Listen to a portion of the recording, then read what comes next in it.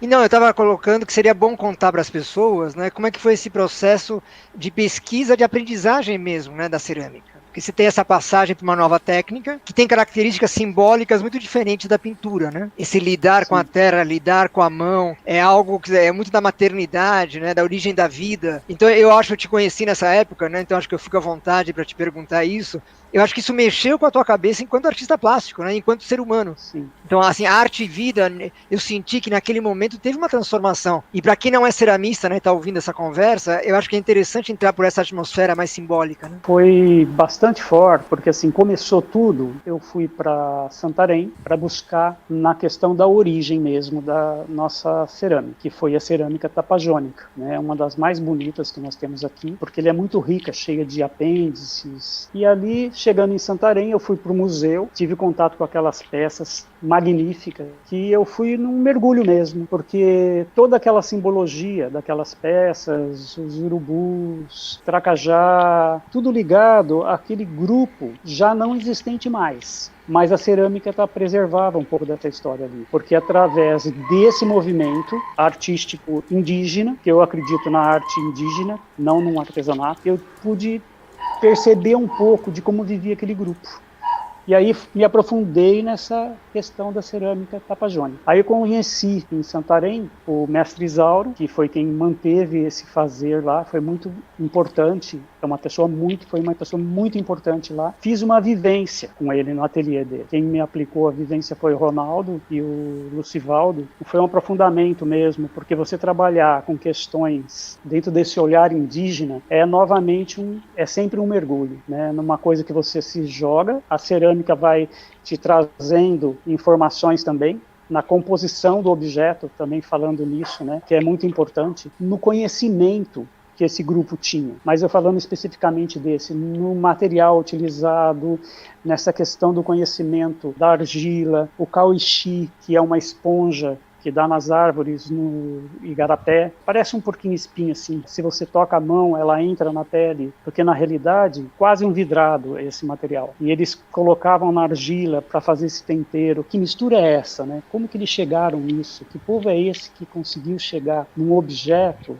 trazendo todos esses elementos da natureza? Como também o cariapé, que é uma casca de uma árvore que eles maceravam, queimavam, maceravam junto com o cauixi e colocavam na massa de argila. Eu tenho peças aqui, assim, com esse material, feitas em Santarém hoje. Estive na universidade lá, na UFOPA, e a hora que eu peguei um microscópio da universidade da área de arqueologia e vi aqueles fragmentos, falei, mas como que esse povo conseguiu chegar nisso? Você vê os pedacinhos de cauixi, é uma sílica, né? Você enxerga os pedacinhos lascados dentro da argila, né? É uma coisa, assim, fabulosa. E todo o material é voltado a essa questão das oferendas, desses elementos de enterramentos, né, que é muito forte. Então a gente esse foi um caminho que eu comecei mesmo o projeto dentro da arqueologia. Inclusive, só, Rogério, só mais uma colocação nessa linha de raciocínio.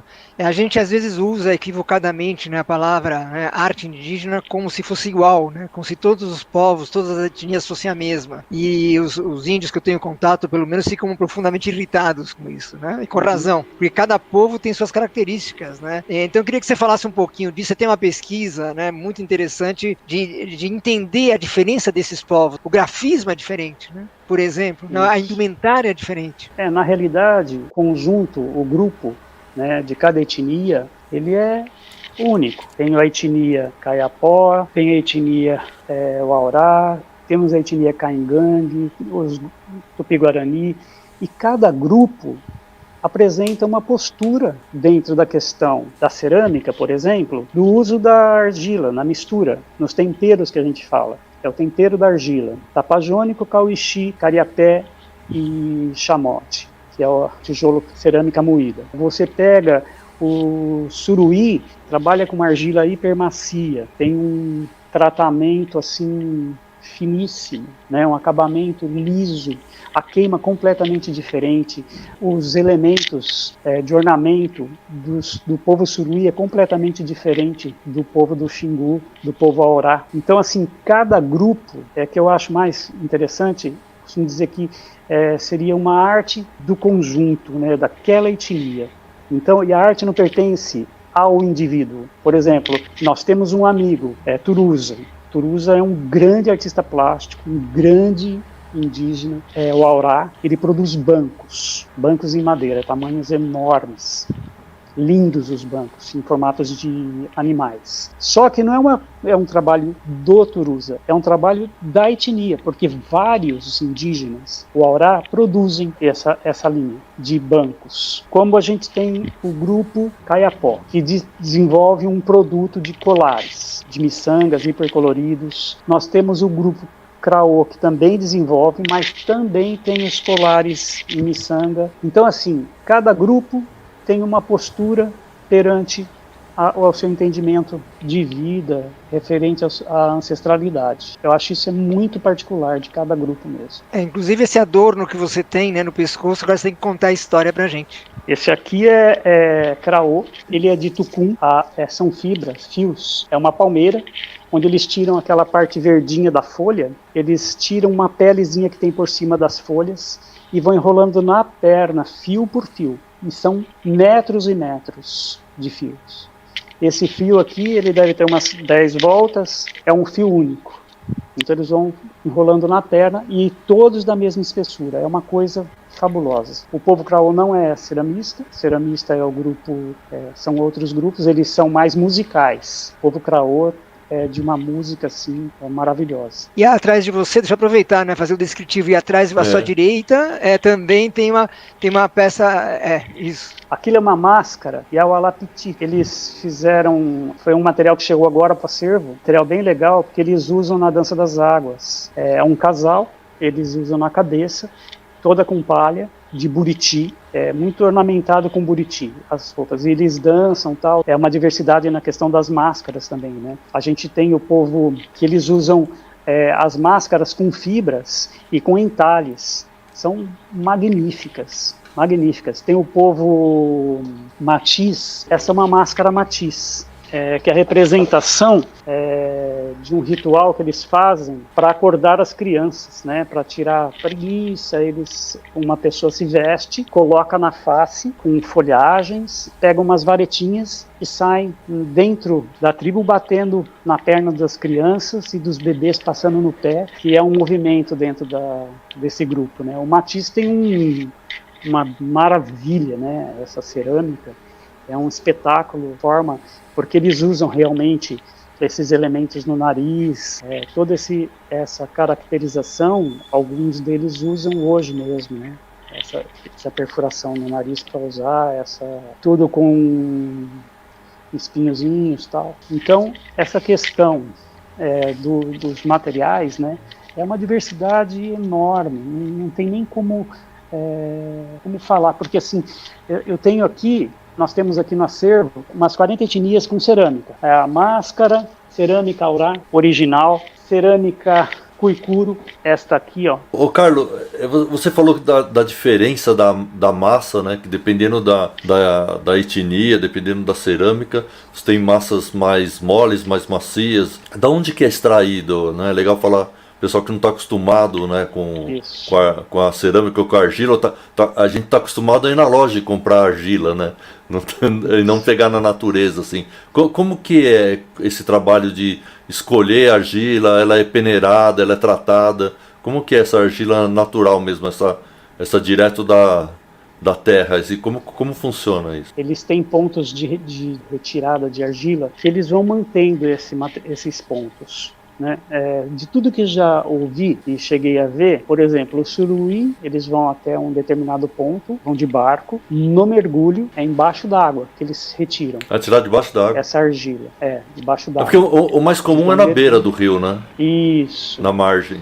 Alguns sempre em lugar muito úmido, mas no Suruí, pelo que eu vi numa vivência que eu tive no Rio de Janeiro, no museu, eles fazem um mergulho e tiram a argila de dentro do rio, porque é um lugar que fica com cheia e é um momento bom de ser retirado. Foi um trabalho bem interessante que a gente assistiu lá no Museu do Índio, quando tinha uns indígenas, 8 indígenas ceramistas, né? E cada um falando sobre essa questão também da retirada da argila. Lá no Mato Grosso do Sul, o povo Terena, que fica na cidade de Miranda, bem próximo, Da cidade de Miranda ali são 7 grupos da mesma etnia, pontos diferentes da cidade. O cacique veio nos buscar em Miranda, ali numa loja que tem na entrada da cidade de Terena, e nos levou até a tribo, que foi um espetáculo, nos apresentou a ceramista, tinha lá a Tenó. Como que eles fazem? Normalmente os homens acompanham as mulheres para a retirada da argila, porque é um trabalho difícil, né? Ela tem que ver na hora se a argila está boa. Todas as argilas levam uma mistura, né? Da terena é incrível porque eles usam o chamote, né?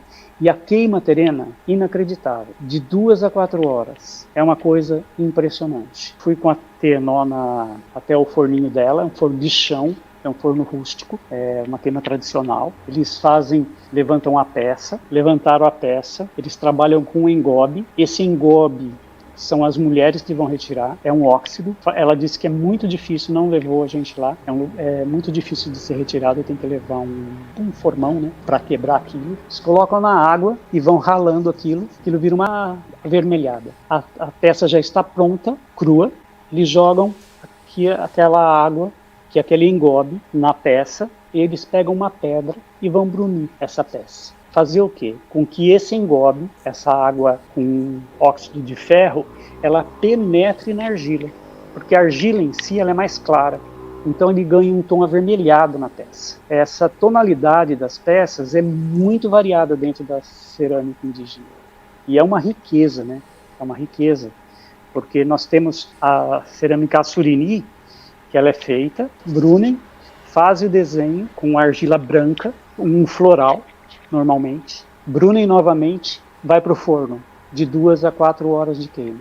Isso é uma coisa, é inacreditável, porque cerâmica, se você sobe muito rápido, ela explode, ela tem uma facilidade muito grande de queimar de quebrar dentro do forno, e eles não perdem as peças. Por quê? Ela diz que tem umas cascas que eles usam, Oscar, essas cascas, elas permitem que essa queima seja acelerada. Então, eu acho que deve manter mais ou menos a temperatura ali dentro. Eu tenho fotos disso, tudo isso registrado, é muito legal. Já o povo, agora falando de uma outra, a Surini, eles produzem a peça, queimam, pegam os óxidos, o preto, o vermelho, o ocre, uma areia, assim, uma cor bem bonita. Fazem um grafismo e vão preenchendo com linhas pretas inteirinho no grafismo. É o grafismo mais delicado que a gente tem em termos de cerâmica no Brasil, porque assim são traços finíssimos, muito finos e incrível, que é feito na peça na peça já queimada, diferente da peça terena. Aí eles pegam esse elemento, eles aquecem essa peça, pegam uma forquilhazinha com uma pedrinha de jutaicica, que é uma resina. Essa resina vem na raiz do jatobá, que ela forma no solo. É como se fosse um âmbar. Eles esquentam a peça e esquentam pedrinha. Na mesma temperatura, elas têm que estar. Aí eles pegam essa resina e passam sobre a peça. Enquanto as duas estiverem com a mesma temperatura, ela vai pegando rapidinho, como se eu estivesse trabalhando com verniz. E dá um brilho na peça. Eu tenho uma peça que está fácil de pegar. Esse material é jutaicica. Dá pra ver na câmera que tem um brilho né, diferente. É incrível, né? Olha isso aqui. Essa menorzinha. Mas que linda essa. Só que é linda. Linda essa peça. Só que essa é usado jutaicica também. Só que de outra etnia. Então, é um grupo que faz a peça fina também, numa forma completamente diferente da peça Assurini. Desenvolvem a peça, o grafismo, vocês estão conseguindo ver aqui o grafismo? Sim, sim. Uhum. O grafismo é feito com genipapo e carvão. Então eles fazem a peça, alisam, queimam, volta para a mão do ceramista. O ceramista faz os grafismos com genipapo e um pó de carvão bem fininho, e depois eles vêm com esse elemento também e fazem essa cobertura, que fica essa impermeabilização da peça. Aí dá para ver esse detalhe do traço. Os tipos de queima também eles variam muito, para o que você já visitou, inclusive? Tanto a construção do forno, quanto o tempo de queima, dá para falar um pouquinho disso? Terena tem essa coisa de 2 a 4 horas. Eu nunca tinha visto isso na minha vida. As outras etnias, todas fazem na queima do buraco. Só que algumas trabalham com as peças em volta do forno e jogam o fogo dentro. Então é um buraco no chão, põe as peças em volta e tocam fogo no centro. Então aquilo vai esquentando as peças e eles vão puxando as peças para dentro do fogo. É um caminho. O outro caminho é, jogam as peças, põe uma forração embaixo do forno, nesse buraco, coloco as peças todas viradas de boca para baixo, faço esse volume e queimo em volta. E vou chegando com o fogo. Já tem etnias que fazem o fundo, vão encostando lenha em volta dessa pilha de cerâmica e também já tocam o fogo. Então depende de uma variedade do material que eles vão usar. O material que eles usam é muito diferente para queima. E cada região tem um tipo de madeira, né? Então no Mato Grosso do Sul, por exemplo, o povo Taduel, eles fazem queimas muito rápido também, mas são peças que pegam em volta o fogo, no todo. Né? Então, assim, existe uma variação também de cada grupo, por causa da variação que nós temos nesse país também, né? De madeiras, e isso aí eles vão, essa coisa desse mergulho na ancestralidade, como que eles descobriram que aquela lenha, que aquela casca de árvore queimava daquela forma, e é uma coisa incrível isso. Né? É uma tanto na descoberta do tipo de argila, o tempo de queima, o tipo de madeira, porque é bem rústico mesmo. A gente está acostumado com a queima do forno elétrico, que você regula a temperatura, regula o tempo.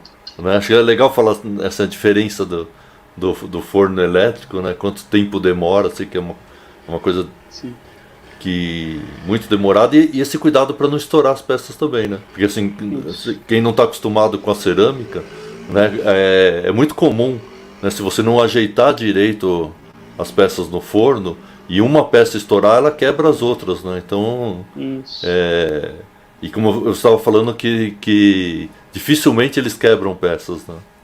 Ah, difícil. Uma trinca ou às vezes uma pedrinha que tem dentro da argila, porque a argila tem que estar completamente limpa, né? Acha legal falar um pouquinho das queimas? Que eles limpam a argila. Como que limpam uma argila? Como que é feito esse processo? Então, algumas etnias deixam a argila secando, maceram depois, bem macerado, vira um pó, e eles peneiram e tiram a sujeira da argila. Outras pegam um fio e vão passando esse fio, e esse fio que vai cortando a argila, o bloco de argila mole, joga, puxa, sai raiz, sai folha, sai elementos, e daí na hora de abrir, aí eles vão abrindo na mão e vão tirando se tem alguma pedrinha, alguma coisa no meio, porque sempre vem. Né? Se a gente usa uma argila rústica, sempre ela vai apresentar uma matéria orgânica que pode estourar na hora, uma pedra, né? Um outro elemento mais rígido que na hora da queima ele vai explodir a peça. Então, essa limpeza acontece bastante dessa forma, né? Socando, secando e socando, e passando o fio, e na hora de amassar a argila, que a gente tem que fazer para levantar uma peça de cerâmica, você tem que tirar completamente o ar da argila. Se ficar uma bolhazinha de ar desse tamanho de um grão de feijão, por exemplo, você põe no forno, ela vai explodir. Ela não resiste, porque vira uma bomba ali dentro. Por isso que acontece muito de estourar. Então é essa questão da limpeza da argila. Está muito pelo tato mesmo, né? Tanto pela observação, mas tem que sentir a argila na mão para perceber se tem pedra que tem ali dentro. Isso. E a outra forma, também uma coisa muito importante, é como levanta essa peça. Como que eu faço para suspender esta peça? É uma peça maior, né? Você vê que o fundinho dela é plano, é chapado. Então, como que começa? Eles começam com um disquinho na parte de baixo, batendo a mão, e vão subindo com rolinhos. Vão fazendo os rolinhos, e nesse de ligar o rolinho, você também sente, é o tato. Você vai alisando com cascas ou sementes para chegar nesse movimento aqui, nessa linha uniforme. Já tem etnias que trabalham socando uma bolinha de barro, a peça vai subindo, que é o caso do caingangue. E aí eles fazem uns anelados, esse cordão bem maior, e vão puxando, bem rústicos. São cilindros, que é incrível, são cilindros, e aí eles pegam essa ferramenta natural, normalmente um coité, que é casca de cabaça, e vão pondo por dentro e vão puxando e vão criando a forma. Então, de um elemento cônico, eles vão criando a forma e vão criando aquele elemento que parece uma urninha mesmo. Então, assim, esse fazer também é variado em cada etnia. O povo Caingangue tem uma cerâmica bastante rústica. É lindo, eles estão fazendo um trabalho de recuperação desse fazer em cerâmica. Eu venho acompanhando, é maravilhoso. O povo que também usa uma cerâmica rústica é o Cadiuel. É um povo incrível. Eles têm um grafismo que é uma coisa, tanto que é patrimônio universal, né? Foi tombado. A gente tem, fora do Brasil, prédios com desenhos Cadiuel, né? Que pagaram para usar os direitos autorais, que a gente tem que ter esse cuidado com essa questão indígena, porque pertencimento deles, né? Tudo isso a gente está sendo oferecido para nós, como para a gente conhecer um pouco, se sensibilizar um pouco de onde vem isso, né? Que grupo é esse que está trazendo, que ancestralidade que está nisso, que tanto de história nós temos em cima disso. E esse povo Cadiuel tem um desenho incrível, um grafismo maravilhoso. Quando a gente foi para o Mato Grosso, nós chegamos na tribo, falamos, quem nos levou foi o senhor que fazia o transporte deles para a cidade e da cidade para a casa deles de novo. Nós fomos direto para a casa do cacique Marcos, e eu, ansioso, já querendo falar, ele falou, espera um minuto. Nós sentamos e ele falou, agora a gente pode conversar. Olha, nunca saiu da minha cabeça isso. É importante o que você tem para falar, então você vai sentar para a gente conversar. Essa questão do masculino e do feminino, por exemplo, a cerâmica, ela, na maioria dos povos, ela é feminina? Você tem povos onde o masculino se faz presente? Como se dá isso? Dentro do que eu conheço, Oscar, claro, as mulheres são as detentoras dos fazeres em cerâmica. Os homens participam na hora para buscar uma argila, tem umas regras dessa forma. Agora, o grupo, o Aurá, que é do Xingu, antes mesmo da formação do Xingu, eles são os ceramistas brasileiros. Eles fazem panelas para festas que tinham 2 metros por 80 de altura, cara, para servir as bebidas. Você imagina 2 metros para você queimar uma coisa dessa. É um forno só para aquele, né? E as peças as panelas são grossas. Então, eles são considerados o povo ceramista do país. Né? Quando se fala de cerâmica indígena, se fala deles porque é uma tradição, e ali não, são famílias de ceramistas. Isso é muito legal, né? Que não é a mulher, são as famílias que desenvolvem, porque tem muito disso, né? A questão indígena, aquele grupo tem habilidade para fazer a flecha, então o rapaz vai para a flecha, os homens montam as flechas, mas tem os grupos mais específicos, o outro faz balaio, tem mais habilidade. Agora no Aurá, para a cerâmica, tem essa questão, que eu acho incrível, né? E a cerâmica deles é uma coisa de outro mundo. Tem uma outra questão ligada a essa, que é aquela velha discussão, né? Se a arte cerâmica ela é religiosa, se ela é utilitária. Porque todo teórico adora, né? E aí vem toda uma discussão, né? Se a arte, porque aí vem a discussão arte-artesanato, né? Para muito. E acho que aí você pode dar um depoimento porque você conviveu, né, com essas pessoas. Olha, Oscar, eu acho que tem tanto simbolismo. Por exemplo, as cerâmicas, existe a cerâmica utilitária e existe a cerâmica para rituais. Isso não dá para negar. Em nenhuma etnia. Por exemplo, as urnas, elas eram usadas para colocar bebida, para colocar grãos, né? Quando alguém morria, né, de importância, se pegava uma daquelas peças e fazia enterramento, né, Tupi-Guarani. Na cerâmica marajoara, tem muita questão específica da morte, né, para questões de rituais. E tem as peças ornamentadas com muito significado. Por exemplo, você tem uma tanga. Essa tanga é muito discutida, e ninguém chega a um ponto porque foram extintos, ninguém sabe o que aconteceu, né? Mas eles não estão entre nós há muito tempo, antes mesmo da chegada dos portugueses. Então tem essa tanga que acredita-se ser cerimonial. A gente tem elementos, essa é a tanga. Eu nunca sei onde está a imagem.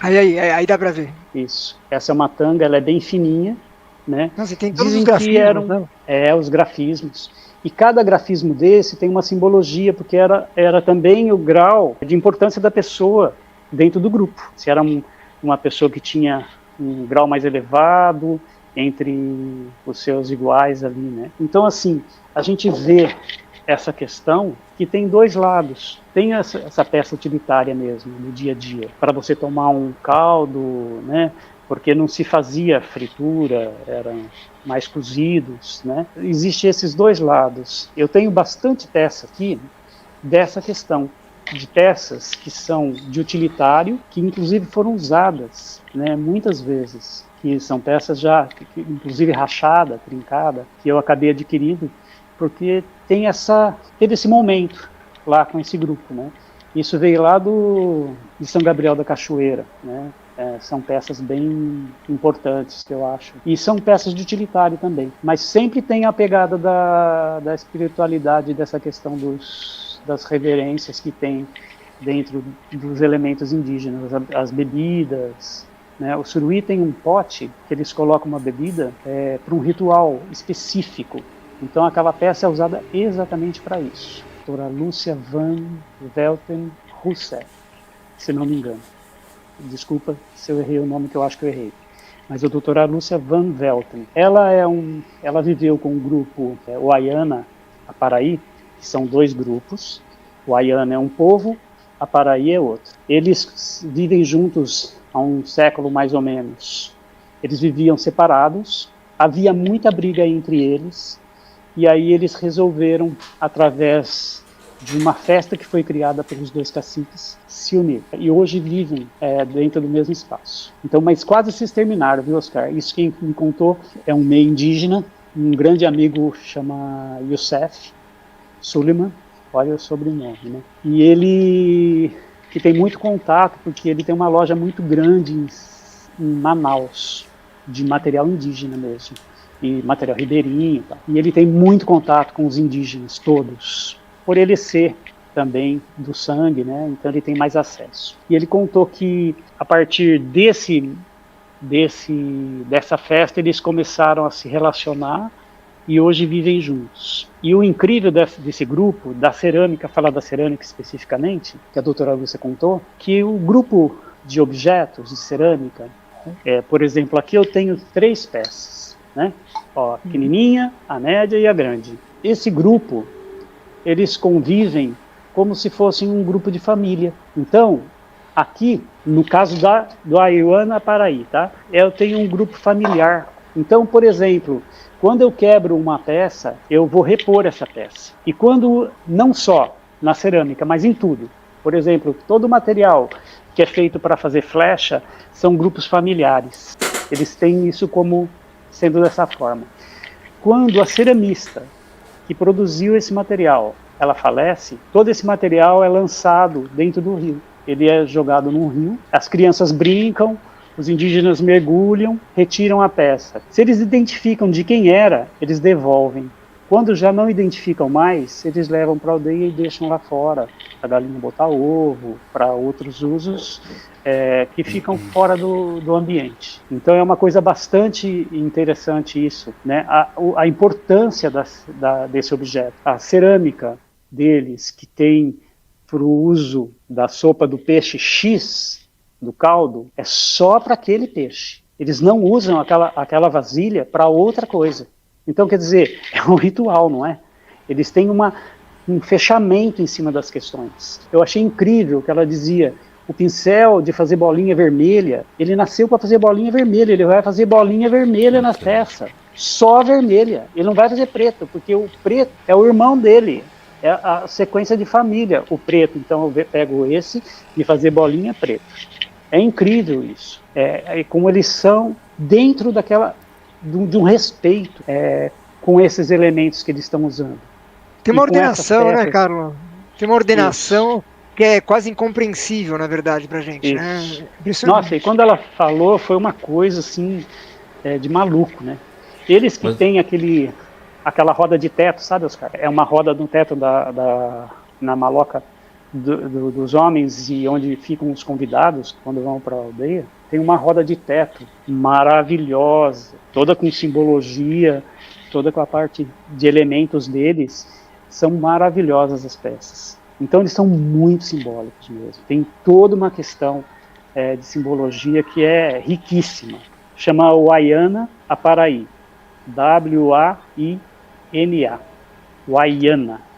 a Paraí. É uma coisa riquíssima, é uma etnia assim magnífica mesmo. Ô Carlos, eu vou projetar algumas imagens que você tinha passado para mim.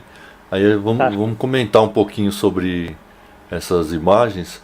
E eu queria que você falasse um pouco mais do seu trabalho, né? Que a gente tem toda essa pesquisa da cerâmica indígena, mas eu queria que você falasse um pouquinho sobre o seu trabalho especificamente, né? Por exemplo, que peça é essa que você tá fazendo aí nessa imagem? Então, essa peça que está apresentando, ela é numa pegada da questão da cerâmica tapajônica. Foi quando eu fui para Santarém, eu voltei e quis trazer uma referência da cerâmica tapajônica, que não aparece a peça toda. Ela tem um cilindro, nesse cilindro que está abaixo dessa parte aqui, ela leva o desenho de todos os apêndices das peças tapajônicas. Do conjunto de peças tapajônicas que existe, eu coloquei esses desenhos nessa peça. Então foi uma reverência ao grupo tapajônico. Aqui acho que aqui dá. É a peça já mais pronta, não é isso? Isso, aqui já está queimada, ali eu estava desenvolvendo. Nessa parte de baixo, que parece um cilindro, que não dá para aproximar, mas assim, toda ela ali está histórico desses ícones da cerâmica tapajônica que eu coloquei ali. Eu quis trazer a informação, né, do indígena, porque tem também as cabecinhas de índios, de indígenas, tem os urubus, tem o tracajá, caimã. Então todas elas já trazendo para o plano, né? Porque na parte superior eu tenho a parte dos seres, que são os urubus, né? Nessa peça, nesse caso. Na parte de baixo, 3 indígenas, que a gente chama essa peça de cariátides, lá em Santarém, né? São peças cariátides, linkado àquela questão da peça grega, né? Que tem as 3 mulheres segurando o elemento. E ela foi no forno a lenha também? Como que foi a queima? Foi em forno a lenha. Eu tenho um forno a lenha aqui, é um forno grande. Esse forno ele tem 2 fornalhas, uma na frente, uma atrás. Eu vou com queima no primeiro fornalha, até 600 graus, e dos 600 para frente eu acendo as 2. Essa peça também foi queimada aqui no forno a lenha. Você vê que dá uma cor, né? Essa peça lateral dela não tem absolutamente nada de esmalte. É só a cerâmica e a queima. Essa peça foi uma inspiração na cerâmica marajoara. É muito interessante porque eu peguei de um prato marajoara inteiro com grafismo, inteiro. Não tem uma parte sem grafismo nesse prato. E eu comecei a observar esse prato. Eu deixei na frente aqui de onde eu fico, na sala de TV, e coloquei esse prato e comecei a observar e comecei a identificar. Aqui é um tucano. Aí eu vi uma outra peça, um outro elemento dentro desse prato, que era tamanduá. Aí eu fui achando as aves também. Fui encontrando esses elementos e fui trazendo do bidimensional para o tridimensional. Só que aqui eu fiz ela para o tridimensional e fiz a parte dos olhos, do bico, os elementos de traços do marajoara, eu trouxe no tridimensional também. E na parte superior ela é inteirinha, com incisão, que seria, você passa um engobe e você vai tirando, você vai fazendo a incisão na peça. Então ela realça. Onde tem engobe fica mais escuro, onde está só a cerâmica mais claro. Aqui é um detalhe, né? Aqui dá para ver mais de perto. É um detalhe da primeira peça. Da primeira. Tá vendo o urubuzinho? Acho que é legal explicar, né, a simbologia do urubu, né? Porque o urubu tem um papel importante, não tem? A questão do urubu, eu li alguma coisa e alguma coisa eu tenho em mim, que a gente não consegue falar também daquilo que a gente não está na gente, né? A importância de muitos grupos indígenas, na realidade, é o osso. Né? A carne não tem essa questão. Eles, num dos textos que eu li, o povo tapajônico, eles usavam enterrar as pessoas em lugares bem úmidos, onde a carne se desfazia mais rápido, coletavam os ossos, faziam um segundo enterramento nas urnas, e quando tinha alguém que era de bastante importância para eles, que tinha muito significado, eles pegavam aqueles ossos, maceravam e tomavam. Então eu acho que essa questão da limpeza dos ossos está ligado à ave do urubu, né, que faz a descarnificação do ser. Eu já vi alguma coisa ali sobre isso e é realmente o caminho que eu vou, né, o que eu penso dessa questão dos urubus, que é muito, muito significativo mesmo. Aí a gente tem um... É um sua estudo, também? Esse daqui é um estudo da peça Tupi-Guarani, a partir de um fragmento. Nós temos fragmentos da cerâmica arqueológica.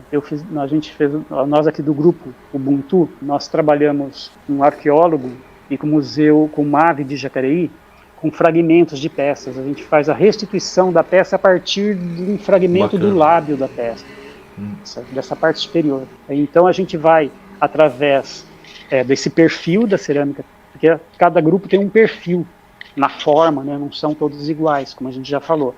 Então a gente pega essa peça, esse fragmento, joga num mapa, num gráfico, e a gente consegue chegar à forma desse objeto.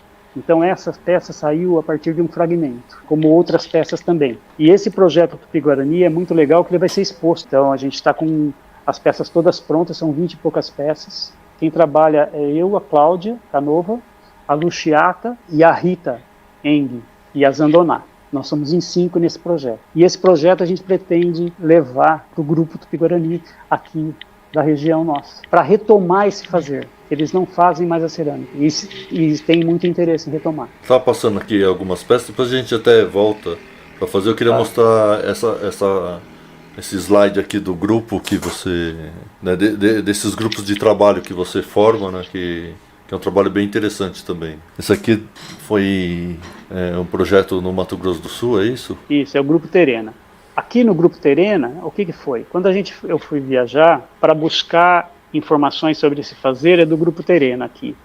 Eu fui até Campo Grande a gente foi até a aldeia, né? E esses elementos todos que a gente traz, que aí começamos a formar o acervo que a gente tem hoje, trazendo esse material para quê? Para que o grupo de ceramistas de Caraguá, a gente possa sentir a espessura, o peso, a cor das peças. Então, assim, a gente tem o interesse, iniciou-se a partir dessa necessidade de trazer para o grupo ver, né? Eu estava vendo, mas o restante do grupo não, então trazer para o grupo. Aquele anterior é do grupo Cadiuel, aqui é a cerâmica, esse é Cadiuel, né? Aquele que eu falei do cacique que mandou esperar ali para a gente sentar para conversar. Aqui é do povo que vive na terra Cadiuel. Eles foram tirados de Aquidauana porque foi feita uma barragem na região deles, já isso há muito tempo atrás, né? Já sempre desalojando os indígenas, e eles foram viver com o povo Cadiuel.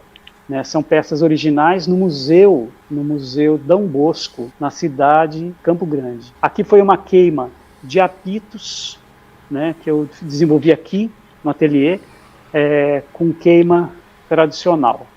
Essa daí foi a Tenor Terena, que me ensinou a fazer o forno.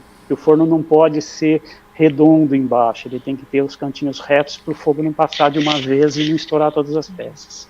Aqui eu queimei com as peças em volta, como estava úmido o meu solo, eu pus um tijolo e pus os apitos em cima, e aí eu fui levando o apito para dentro da... Você vai aproximando e precisa girar também a peça? Não, a hora que você... Aí eu vou girando em volta, porque assim, a gente não tem tanto know-how, né? Aliás, não temos nenhum, né? Então foi uma tentativa e deu certo. Eu fico feliz por isso, né? A gente vai, a gente vê como eles fazem, a gente experimenta, mas a hora de fazer a pegada é outra, né? Então, mas eu fui girando com medo de jogar ali dentro e explodir. Então a gente mantém o apito bem quente para a gente chegar nisso daqui. E deu esse resultado hiper legal, essa queima. Esses são os apitos também, né? Esse é o resultado da queima. Aqueles apitos lá são esses? Isso, são esses. É que ali parecia bem pequenas peças, né?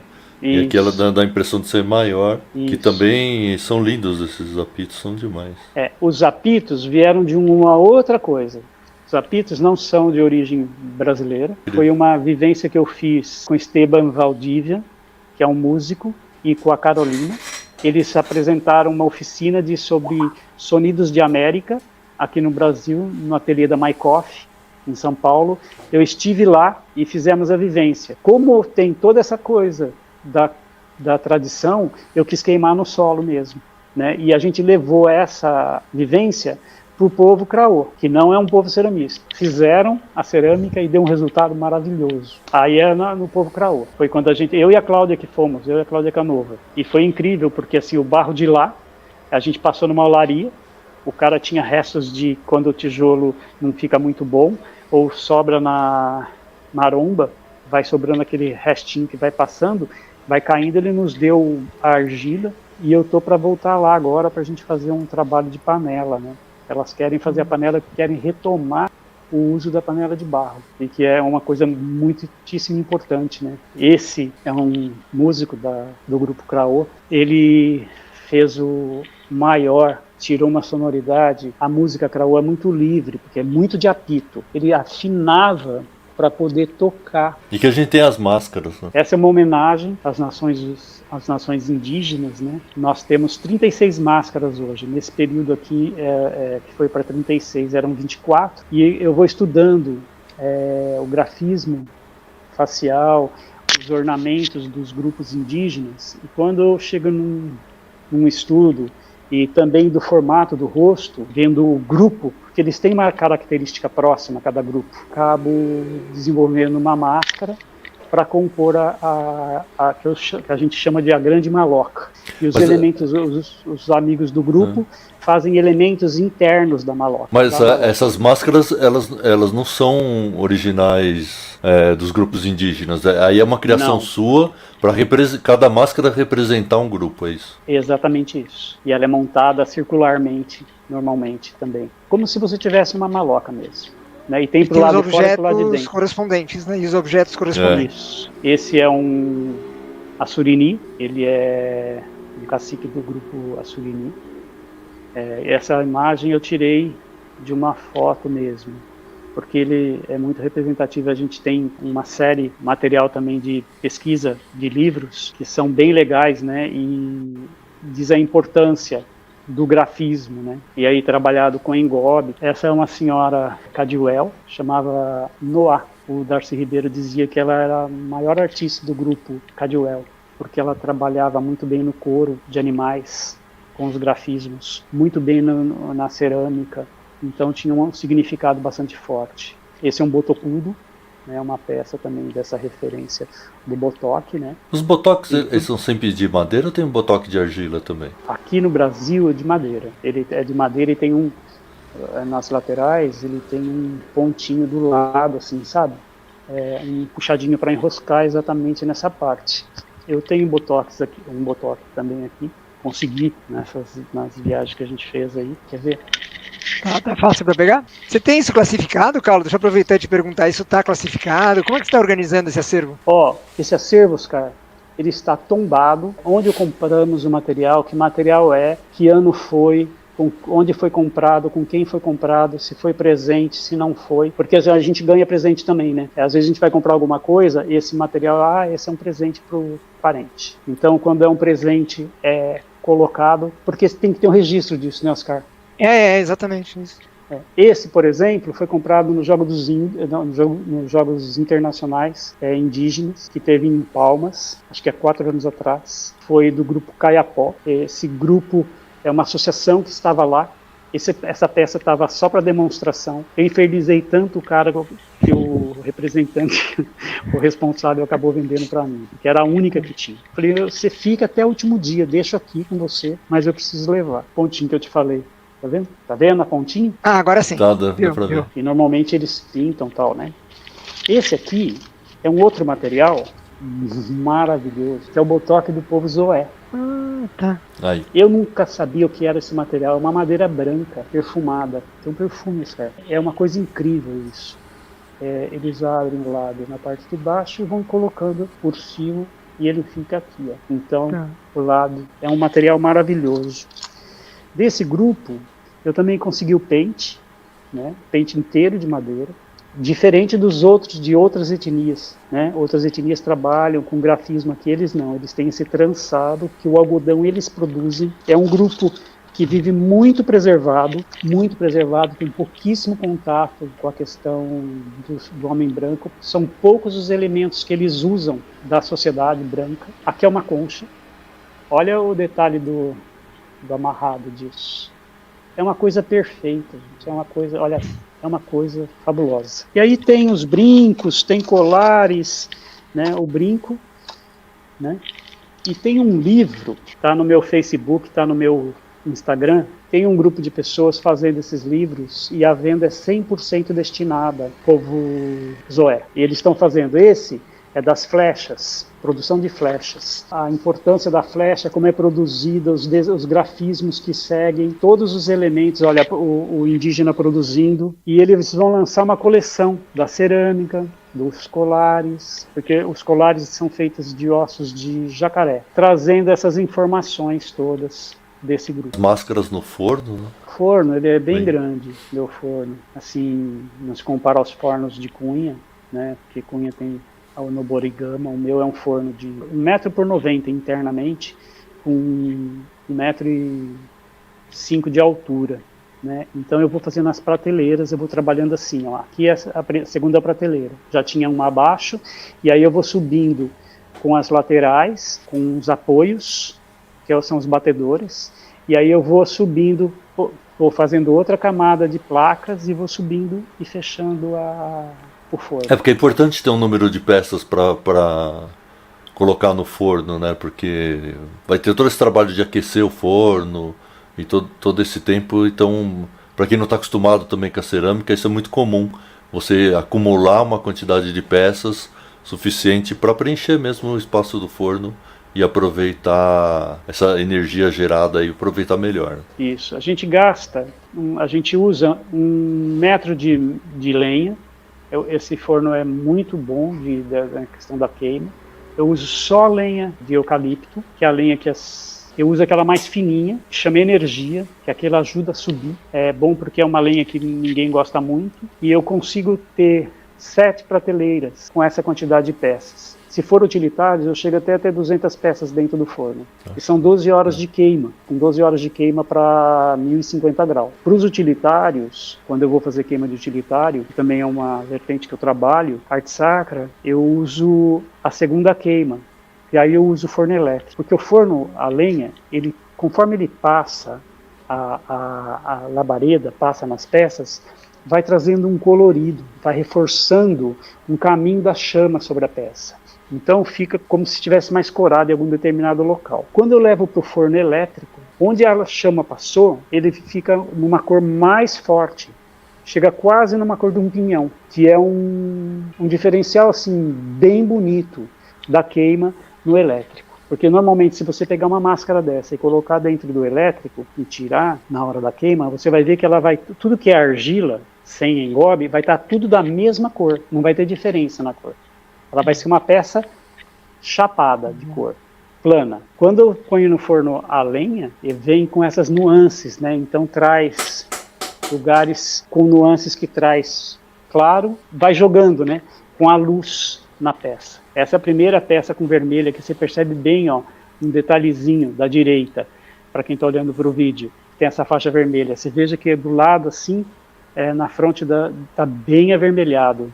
Então, assim, cada local do forno vai dar um resultado, do forno a lenha. As máscaras eu não uso segunda queima, eu só uso essa queima de lenha mesmo. E aqui a gente tem uma foto do grupo, né, de Caraguatatuba. É você ali na direita? Você está com o cabelo comprido? Eu acho que eu estou ali do lado.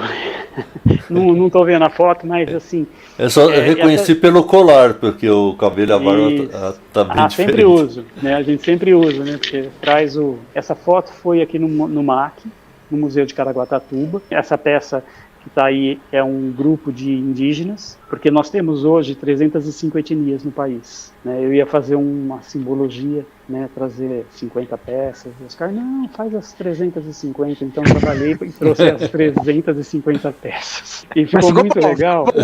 Valeu a pena. Valeu, Oscar.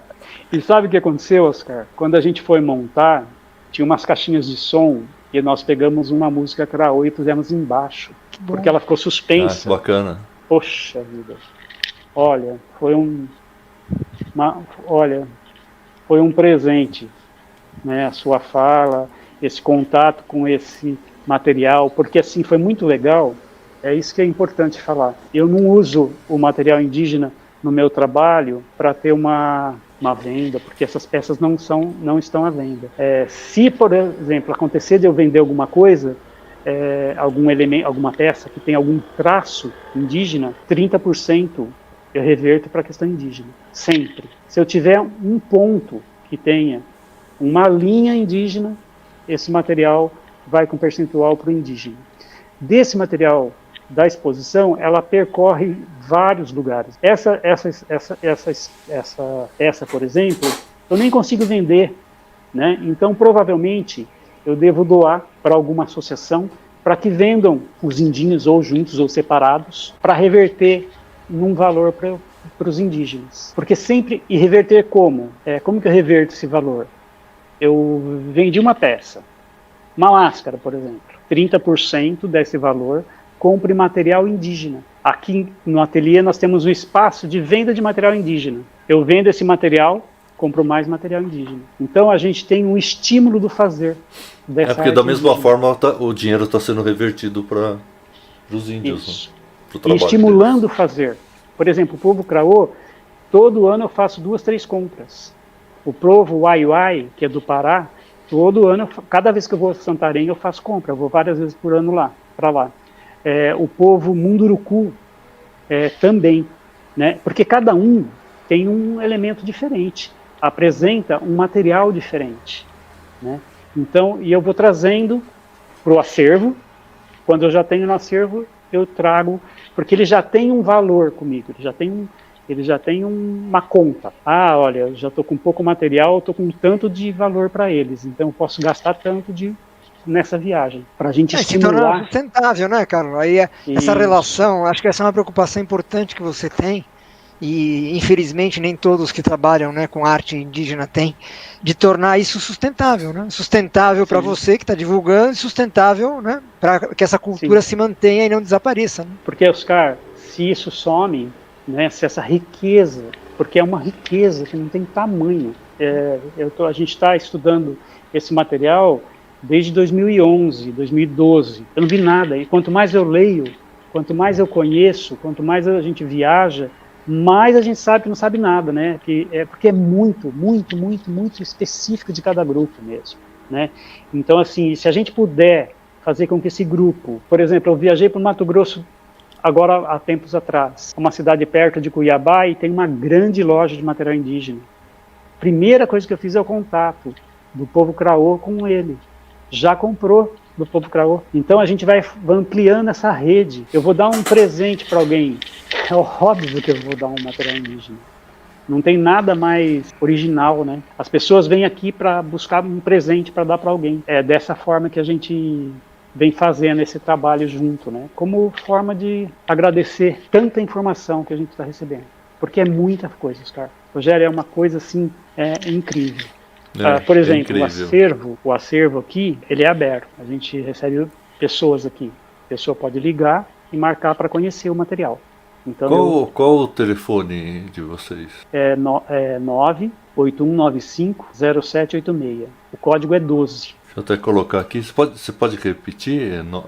Tá, 12. 12, né? Aí 9. Isso. 8195. 8195. 0786. 0786. E a gente pretende fazer também agora, para a gente fazer uma queima de chão. Então a gente vai encerrar agora. Agradeço você, Carlos, imensamente o seu tempo e todo esse ensinamento que você passou pra gente, né? Acho que a gente vai querer saber mais de você, ainda tem muita coisa aí. Sim. Que a gente viu que você tem muitas histórias para contar. Obrigado, Carlos. Oscar, você quer fazer seu encerramento? Não, só agradecer, né, muito ao Carlos, né, é um prazer revê-lo. E só para terminar, eu já dizer o seguinte, que essa conversa mostra muito que, por mais que a gente tenha sabedoria nos livros, né, que é fundamental, claro, não vou negar isso, mas tem a vivência. Então, boa parte do que o Carlos falou aqui decorre dessa vivência com os povos indígenas, com a cultura local aí de Caraguatatuba, com as benzedeiras, né, que vem de uma tradição africana e também, né, de uma tradição indígena. Então eu acho que é um grande aprendizado para todos nós, sem preconceito, e aprendendo a trocar informações, né, que eu acho que é disso que o país precisa. E hoje, né, que é o dia, para fechar, né, 19 de abril, que é o dia do índio, eu gostaria de ter mais coisas a comemorar, né? Acho que todos nós três e todos que estão nos ouvindo aqui, brigadão, Carlos, muito obrigado mesmo. Foi uma satisfação. Rogério, obrigado aí pela parceria. Aí. Obrigado, então boa noite para todos. Né? Não esqueçam de curtir o nosso canal, né? Dar seu like e compartilhar.